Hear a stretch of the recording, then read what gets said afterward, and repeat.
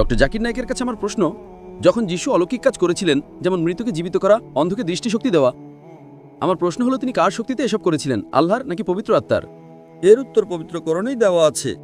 আল্লাহ কোরআনে বলেছেন সূরা ইমরানের ৩ নম্বর সূরার ৪৯ নম্বর আয়াতে যে যীশু খ্রিস্ট, তার উপর শান্তি বর্ষিত হোক, তাকে বনী ইসরাঈলের কাছে একজন বার্তাবাহক হিসেবে পাঠানো হয়েছিল এবং তিনি মৃতকে জীবন দিয়েছিলেন আল্লাহর অনুমতিতে, বিইদনিল্লাহ।